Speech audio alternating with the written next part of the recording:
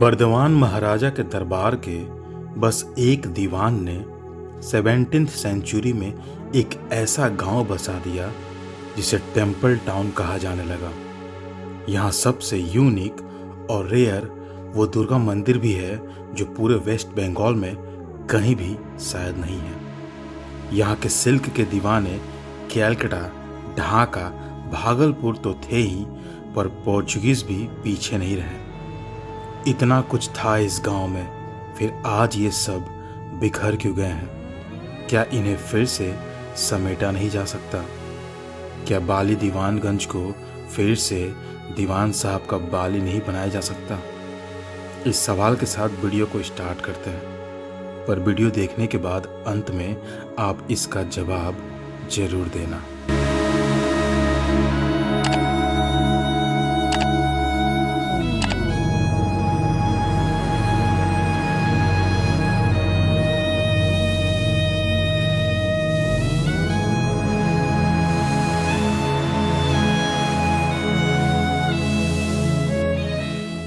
नमस्कार, हेलो बंधुओं, स्वागत है आप सबका घर बैठे पूरा वेस्ट बंगाल देखो सीरीज़ के फिर से एक नए एपिसोड में।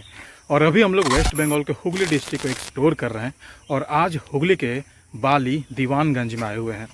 ये दीवानगंज नाम सुनकर ही आपको कुछ ऐतिहासिक लग रहा होगा और ये सच में ये जगह बहुत ही ऐतिहासिक है और इस जगह की जो कहानी है वो भी बहुत ही शानदार है। तो चलिए सबसे पहले इस जगह के बारे में कुछ जान लेते हैं और उसके बाद इस जगह को और एक्सप्लोर करना शुरू करेंगे। पश्चिम बंगाल के हुगली जिले में स्थित बाली दीवानगंज गांव का इतिहास काफी समृद्ध है, जो विशेष रूप से अपने टेराकोटा मंदिरों और रेशम निर्माण से जुड़े होने के कारण जाना जाता है।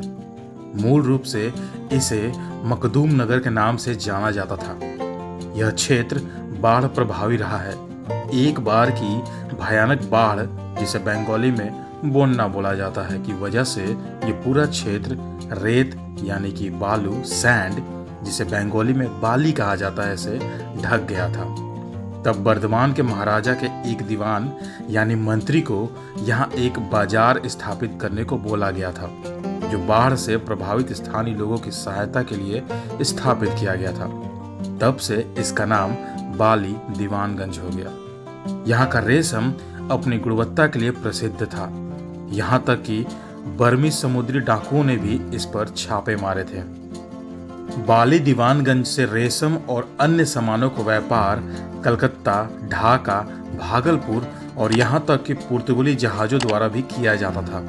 स्थानीय द्वारकेश्वर नदी के किनारों पर मस्तूल जैसे जहाजों के साक्ष्य पाए गए थे, जो इस गांव की अतीत में व्यापार में प्रमुखता का संकेत देते हैं। यहाँ तक कि पीतल का घड़ा, जिसका इस्तेमाल आम तौर पर बंगाली घरों में विशेषकर पूजा के लिए किया जाता है, पहली बार बाली दीवानगंज में डिजाइन किया गया था। है ना यहाँ का एक समृद्ध इतिहास।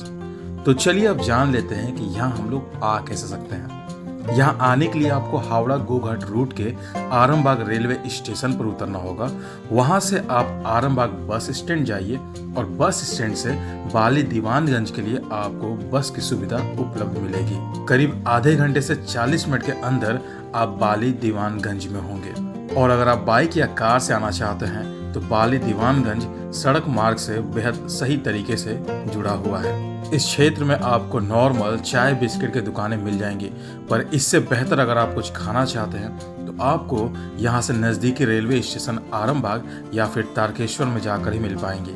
तो चलिए अब बाली दीवानगंज को एक्सप्लोर करना शुरू किया जाए।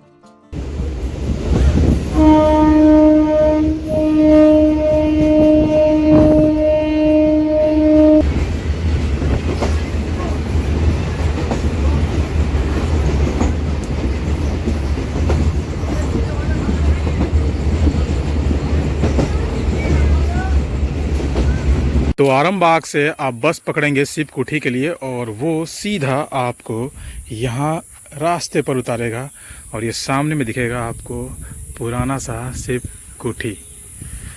तो चलिए इसको अंदर से देखा जाए अगर पॉसिबल हो तो। पूरा टूट फूट के एकदम खंडर हो चुका है ये और हर तरफ से जंगल झाड़ से भरा हुआ है।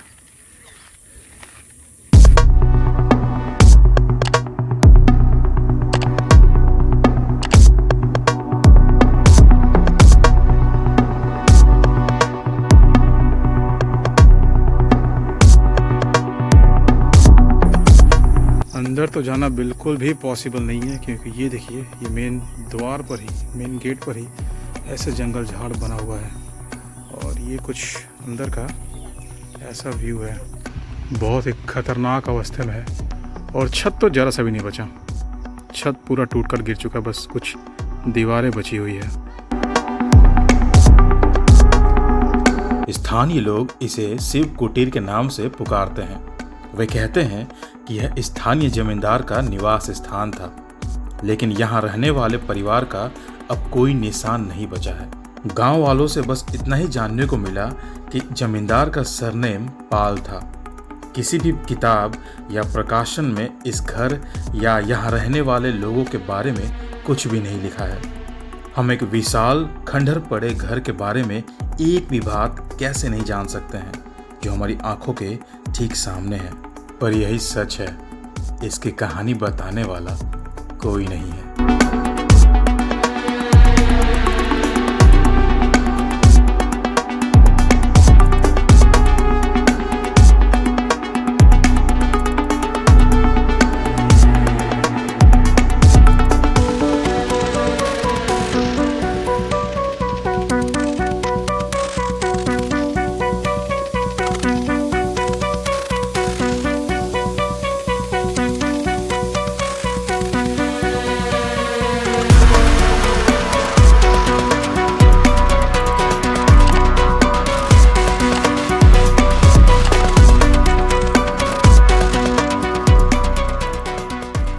और ये जो राजबाड़ी है, इसके पीछे कुछ ऐसा रास्ता, एक साइड से रास्ता जा रहा है पतला सा, और यहाँ से भी आप थोड़ा बहुत अंश इसका देख पाएंगे पीछे से। बट इतना जंगल झाड़ है कि ज़रा सा भी इंसान सोच भी नहीं सकता है अंदर जाने के लिए। बहुत जंगल झाड़ है। ये पीछे से कुछ ऐसा व्यू दिख रहा है और वहाँ पर भाई आशिक लोग कहीं भी पहुँच जाते हैं यार। ये देखिए, वहाँ पर लिखा हुआ है दिल बना के S+S। वहाँ कैसे लिखे होंगे यार, सोचने वाली बात है। तो ये है कुछ ऐसा सा पीछे से खंडर, और ये यहाँ से बड़ा ही सुंदर एक रास्ता दिख रहा है। तो चलिए एक बार इसके अंदर भी चलते हैं, देखते हैं। धूप गर्मी बहुत ज़्यादा है, थोड़ा ठंडक मिल जाए तो इसके अंदर एक बार चला जाए। ये तो बहुत ही सुंदर है।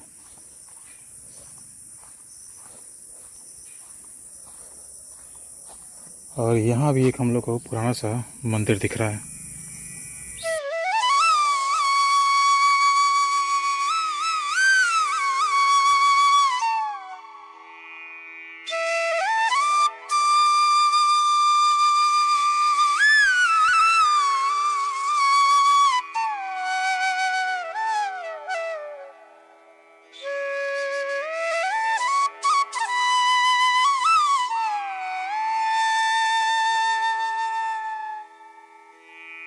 तो ये मंदिर जो है, ये राधे कृष्ण जी का मंदिर है। कुछ मंदिर का नाम नहीं है, बस आप शिव कोठी देखेंगे, उसके पीछे रास्ता है एक, इस रास्ते से आएंगे तो आपको ये मंदिर देखने को मिलेगा। और ये बहुत ही बेहतरीन जगह पर ये मंदिर है, ये देख रहे हैं। मतलब अभी जो शिव कोठी देख रहे थे, वहाँ से बस 10 कदम अंदर आए हैं और ज़मीन आसमान का फ़र्क हो गया है टेम्परेचर में। यहाँ लग ही नहीं रहा है कि इतना गर्मी, इतना धूप बाहर में है जो यहाँ पर फील हो रहा है। बहुत सही जगह पर है ये मंदिर, बहुत सुंदर है, छोटा सा मंदिर है। तो चलिए अब यहाँ से आगे निकलते हैं और देखते हैं यहाँ से और क्या क्या मिलता है हम लोग को। तो शिव कोठी देखकर बस मुश्किल से 20 कदम आगे बढ़े होंगे। ये जो घर दिख रहा है वाइट वाला, इसके पीछे है शिव कोठी, और यहाँ पर है लक्ष्मी जनार्दन मंदिर। अवस्था बहुत ख़राब है, बहुत से भी बहुत ज़्यादा। अब बताइए, इतना प्राचीन, इतना विशाल काय मंदिर किस अवस्था में आज पड़ा हुआ है। शिव कुटीर से 100 मीटर से भी कम दूरी पर घने जंगल के अंदर दृष्टि से छुपा हुआ लक्ष्मी जनार्दन मंदिर है। कहा जाता है कि यह एक समय में पंचरत्न मंदिर हुआ करता था, लेकिन चारों कोने वाले बुर्ज लगभग कटे हुए प्रतीत होते हैं। बाली दीवानगंज की लक्ष्मी जनार्दन मंदिर भयावह स्थिति में है। मंदिर के सभी तरफ जटिल टेराकोटा मूर्तियां देखी जा सकती है। टेराकोटा पैनलों में कृष्ण और गोपियों के दृश्य को दर्शाया गया है, जो कि काफी सामान्य है। यह मंदिर पूरी तरह से ढह चुका है, नष्ट होने के कगार पर है, पर फिर भी आप थोड़ी बहुत टेराकोटा की कलाकृति को देख सकते हैं। तो ये लक्ष्मी जनार्दन मंदिर देखकर ये साइड से एक कच्चा सा रास्ता जा रहा है। इस रास्ते को पकड़ के अब हम लोग गांव के अंदर चल रहे हैं। अभी तक मेन रोड पर थे, बट अब गांव के अंदर चलते हैं।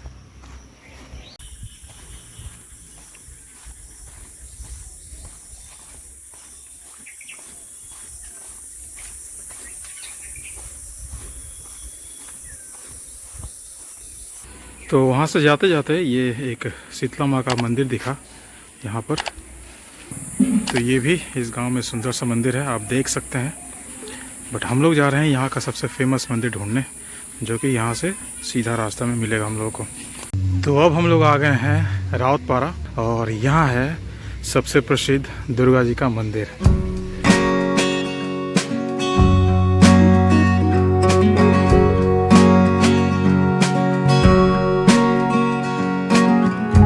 दुर्गा मंदिर बंगाल मंदिर वास्तुकला की दो बिल्कुल अलग शैलियों, जोर बंगला और नवरत्न के संयोजन का एक अनूठा उदाहरण है। जोर बंगला, जिसे जोरा बंगला भी कहा जाता है, इसमें दो छला या जुड़वा छत वाले मंदिर है जो एक दूसरे से सटे हुए हैं, जो दो जुड़ी हुई गांव की झोपड़ियों की तरह दिखते हैं। नवरत्न शैली में दो मुख्य स्तर हैं, जिनमें से प्रत्येक में 4 शिखर वाले कोने वाले मंडप हैं और ऊपर एक केंद्रीय मंडप है।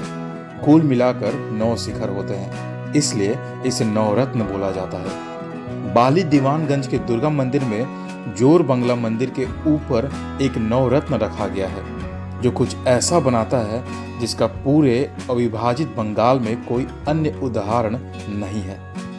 यहाँ एक विशाल महिषासुर मर्दिनी का पैनल भी देख सकते हैं, जो दुर्गा मंदिर के अग्रभाग को सुशोभित करता है, जिसका फिर से बंगाल में कोई अन्य उदाहरण शायद नहीं होगा। बंगाल में ये दुर्गा मंदिर अपने आप में दुर्लभ है।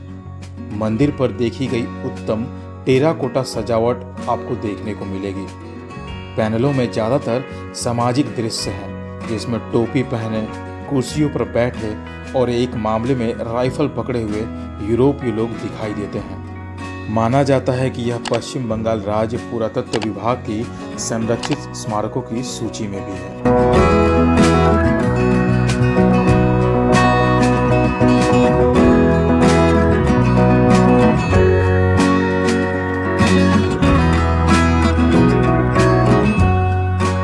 तो ये है फेमस दुर्गा मंदिर और यहाँ पर है ये नारायण मंदिर, और इस मंदिर के ठीक सामने आपको एक छोटा सा शिव जी का मंदिर दिखेगा।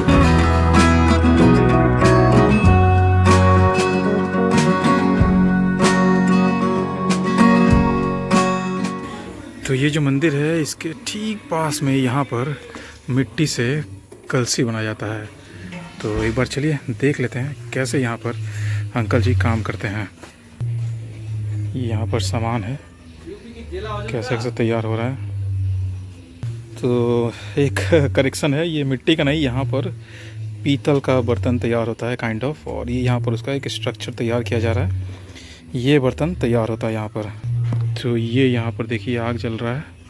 कितना जाएगा ये, कितना टेम्परेचर इसका बढ़ेगा आग का? 15 to 1600 डिग्री। भाई साहब, तो ये इसके पास मोबाइल ले जाने में मेरे को डर लग रहा है कहीं कुछ हो गया तो, हाँ कहीं कुछ हो गया तो अपना इकलौता ये साधन है, दिक्कत हो जाएगा। तो इसको गला के, और ये सब इसका सांचा तैयार हो रहा है। ये कंप्लीट होने के बाद ये जो हाथ में लिए हैं, इस तरह का ये फिनिशिंग प्रोडक्ट यहाँ पर निकल के आता है। ये सेल टोटल जो मार्केट है ना, मार्केट में जो दुकान है, मतलब लोकल एरिया में? लोकल नहीं, बाहर भी जाता है, बिहार झारखंड भी जाता है। अच्छा, यूपी तक चला जाता है। अच्छा। दिल्ली, न्यू दिल्ली। क्या रेट पड़ता है इसका? ये अभी तक तो 1000 रुपीज़ पर केजी, केजी के हिसाब से मिलता है। अच्छा, 1000 रुपीज़। तो ये यहाँ से आप चाहें तो आकर भाई जी से कांटेक्ट कर सकते हैं, बिल्कुल मंदिर के बगल में ही है। यहाँ पर आकर आप आराम से ये सब चीज़ें यहाँ से ले सकते हैं। बहुत सही लग रहा है देखने में।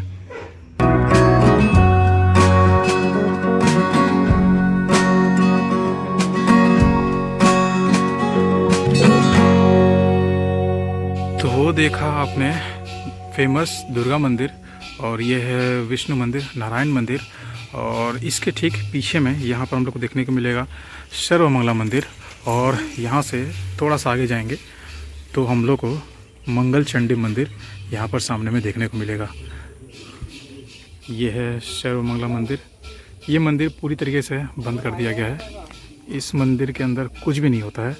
जो विष्णु भगवान का मंदिर देखें उसमें पूजा होता है, ये दुर्गा मंदिर में पूजा होता है। और ये यहाँ पर मंगल चंडी मंदिर है, यहाँ पर भी पूजा होता है। बट कंडीशन बहुत बुरे अवस्था में है मंदिर। सोचने वाली बात ये है, अगर यहाँ पर पूजा होता है तो लोगों को थोड़ा सा इस मंदिर को सजाना संवारना चाहिए। खंडहर हो चुके सर्वमंगला मंदिर के ठीक सामने मंगल चंडी का एक और खंडहर मंदिर है। लेकिन सौभाग्य एक ऐसी चीज है जो मंगल चंडी मंदिर से वंचित है। 1960 के दशक में बंगाल के टेराकोटा मंदिरों का दस्तावेजीकरण शुरू करने वाले मैकिचन ने भी मंदिर को बरकरार नहीं देखा है। माना जाता है कि मंगल चंडी मंदिर में एक समय में 13 शिखर थे, जो इसे त्रयोदश रत्न मंदिर का एक दुर्लभ उदाहरण बनाते थे। दुर्भाग्य से जो बचा है वह एक भी नहीं, बल्कि एक शिखर का आधा हिस्सा है। बाकी सभी गायब हो गए हैं। अगर देखने को मिलती है तो बस थोड़ी बहुत टेराकोटा की सजावट। तो अभी हम लोग जो बाली दीवानगंज गांव घूम रहे हैं, ये बिल्कुल नदी के पास में ही है। और ये है द्वारेश्वर नदी, जो नदी आपने अभी पिछले कुछ वीडियो में देखा है। अब देखिए इस नदी का कंडीशन, कितना पानी भर गया इसमें। इस नदी का रंग रूप ही बदल गया। इसमें आप पानी देखिए कितना है। पहले पानी ढूंढना पड़ता था, अभी आपको जगह ढूंढना पड़ेगा। कितना इसमें पानी भरा हुआ है।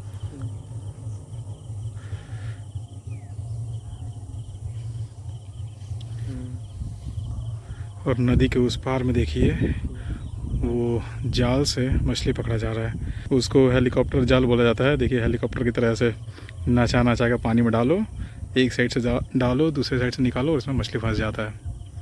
बेहतरीन तरीका है। भाई को कुछ मिला या नहीं मिला? नहीं मिला, फिर से ट्राई करेगा। देख रहे पानी का करंट कितना तेज है, बहुत तेज़ी से ये पानी जा रहा है। तो अभी अगर आप प्लान कर रहे हैं चांदूर फॉरेस्ट या फिर भावापुर फॉरेस्ट आने के लिए, तो सबसे बेस्ट टाइम है। इस टाइम पर आप आ सकते हैं। फॉरेस्ट के साथ साथ रिवर का भी आपको बहुत ही शानदार व्यू मिलेगा। बहुत पानी है, बहुत। तो कैसा लगा आपको इतने पुराने पुराने मंदिर देखकर? एक मंदिर तो बहुत ही खूबसूरत लगा, जो दुर्गा जी का मंदिर था।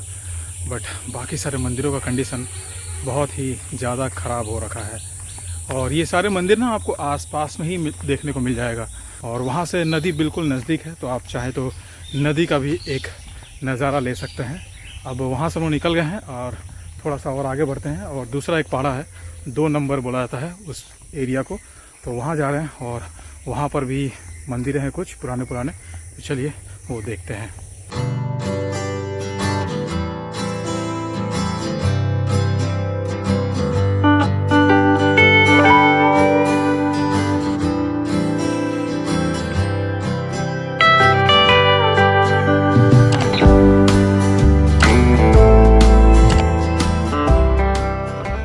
तो अब हम लोग आ गए हैं मालाकार पहाड़ा, ये 2 नंबर भी बोला जाता है इसको।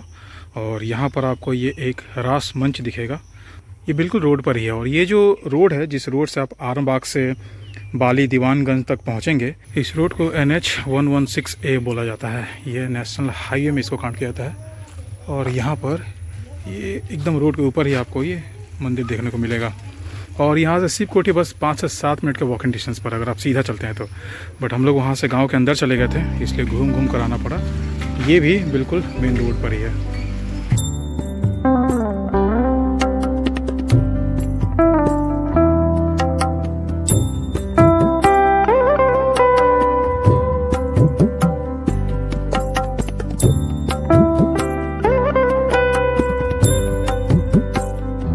तो ये रोड के ऊपर आपको सुंदर सा रास मंच दिखेगा। और यहाँ पर एक शीतला माँ का भी मंदिर है, बहुत प्राचीन मंदिर ये भी है।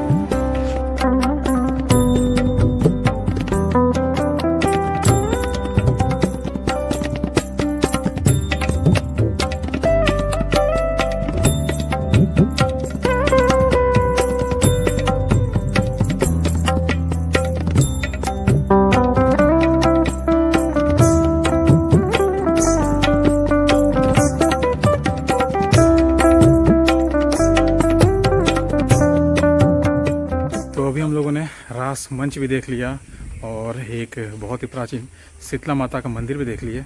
चलिए अब यहाँ से और आगे बढ़ते हैं और यहाँ पर सामने भी एक बहुत ही अच्छा सा जगह है, वहाँ पहुँच के आपको दिखाते हैं।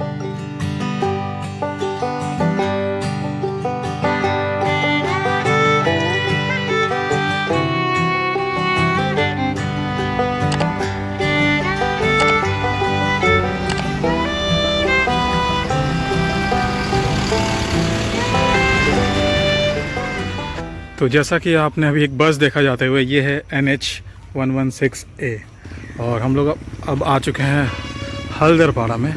और ये यहाँ पर एक और मंदिर दिख रहा है हम लोग को मेन रोड पर ही। तो ये है हल्दरपाड़ा का शिव मंदिर, 2 तल्ला मंदिर बना हुआ है। नीचे में शिव जी है और ऊपर में बस खाली है, खंडर जैसा है। ये देखिए यहाँ से सीढ़ी भी दिख रहा है ऊपर जाने के लिए।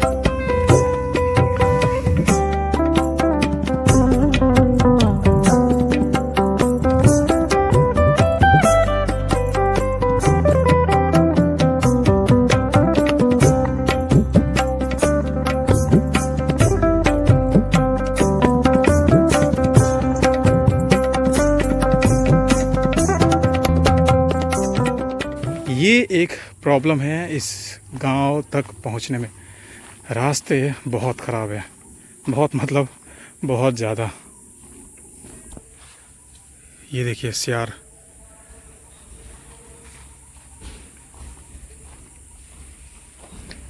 था वो, भाग गया अंदर। तो ये यहाँ पर जो मेन रोड पर हम लोगों ने देखा शिव जी का मंदिर, यहाँ से बस 10 कदम आगे बढ़े होंगे और यहाँ पर एक हम लोग को ये नारायण मंदिर भी देखने को मिलेगा। ये भी बहुत पुराना है।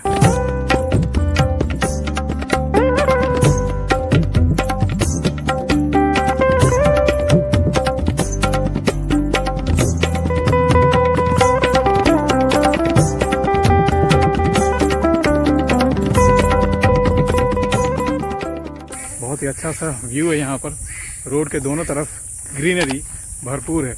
और ये नॉइज़ किस चीज़ का है यार, समझ में नहीं आता है मेरे को।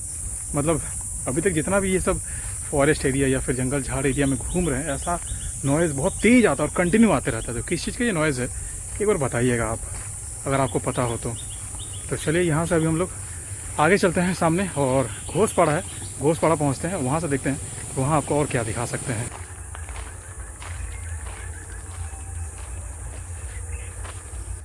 ये है दामोदर मंदिर, जो शिव जी का मंदिर देखें हम लोग, वहाँ से बस 400 मीटर की दूरी पर है ये मंदिर। और यहाँ पर छोटे छोटे शिव जी का ही मंदिर है, बट यहाँ का टेराकोटा बहुत शानदार लग रहा है और सारे अच्छे कंडीशन में है अभी भी। ये है राम हरि घोष का दामोदर मंदिर, जिसे 1822 में बनाया गया था। मंदिर का अधिकांश हिस्सा और इसकी टेराकोटा सजावट आज भी बरकरार है। दामोदर हिंदू देवता भगवान कृष्ण के कई नामों में से एक है और यह कृष्ण को एक शरारती बच्चे के रूप में संदर्भित करता है। डेविड जे मैकिचन दामोदर मंदिर को 19वीं शताब्दी के मिदनापुर प्रकार के रूप में वर्गीकृत करते हैं। इस मंदिर पर आप आज भी बहुत ही सुंदर और बहुत ही दुर्लभ कलाकृति देख सकते हैं। इस मंदिर पर टेराकोटा के पैनलों को आप एक एक करके बहुत ही ध्यान पूर्वक देख सकते हैं। बहुत ही सुंदर तरीके से दर्शाए गए इस कला को आप आज भी महसूस कर सकते हैं। और दामोदर मंदिर के ठीक दाहिने तरफ 2 शिव मंदिर भी आपको देखने को मिलेगा।